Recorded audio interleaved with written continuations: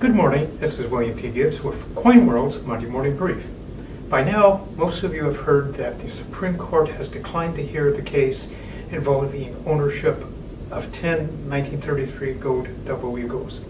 These coins surfaced in 2003 in the safe deposit box of a family in Philadelphia who were jewelers and whose father had been, or grandfather and father, had been known to have traded in 1933 double eagles in the 1930s and 1940s.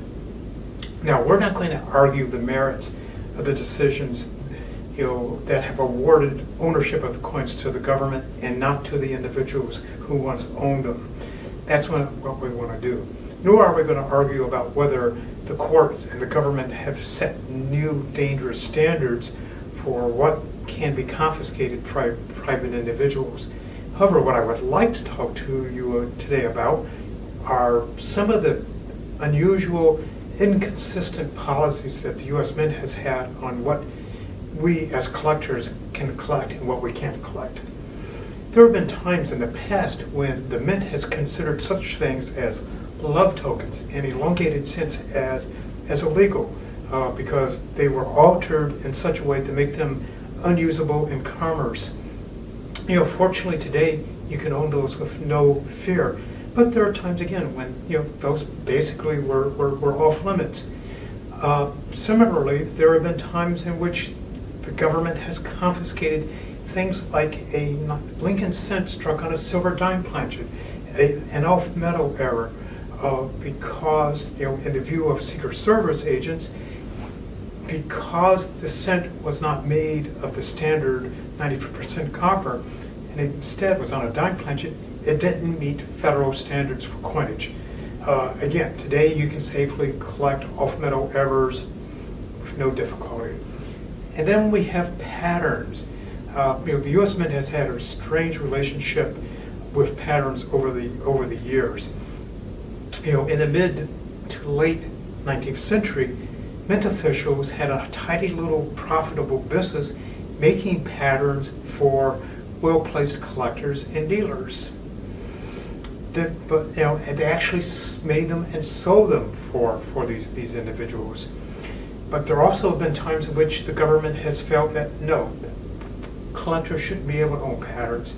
Today, you can own some patterns, you can't own other patterns. For example, it's perfectly fine for you to own some of the experimental 1942 Lincoln cents struck on alternative compositions, yet you cannot legally own a 1974 ornament cent. Again, very inconsistent behavior on the part of the Mint. Then there are things like the $1804 and the 1913 Liberty Head nickel. The $1804, the first ones, the Class 1 pieces, were struck 1834 for presentation to foreign dignitaries. The Class 2 and Class 3 coins were struck decades later, somewhere from the late 1850s to the mid-1870s, for sale to collectors and dealers. Again, as part of an unofficial business that some Mint officials had at the Philadelphia Mint. At one point, the Mint officials started cracking down. They even recalled Class 2 $1804, those struck probably 1858, 1860, from their owners, and some of those were actually returned by the collectors and dealers owned them. But again, after that point, they started again selling Class 3 coins to collectors. Now today, if you're well-heeled, you can own an $1804 with no danger of it being confiscated by the Mint. But again, there was a brief period in which that wasn't the case. And then let's talk about the 1913 Liberty Head 5-cent coins.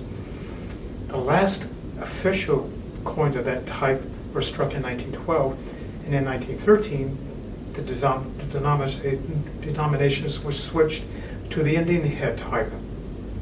However, in 1913, one Samuel Brown advertised that he was willing to buy any 1913 Liberty Head nickels. Now, this coin was not even thought to exist. And in 1920, guess what? 5 of them surfaced in Mr. Brown's hands. Mr. Brown also happened to be a former employee of the United States Mint. Now, again, it's almost certain that these coins were struck unofficially and smuggled out of the mint by a mint employee, probably Mr. Brown. But again, today, you can own those coins if you can buy them. So, again, for decades, the mint has just had this very inconsistent policy on what can be collected, what can't be collected. Will that change in the future? Probably. But CoinWorld will be here to tell you what you can collect and what the government considers off limits. For CoinWorld, this is William T. Gibbs. Thank you.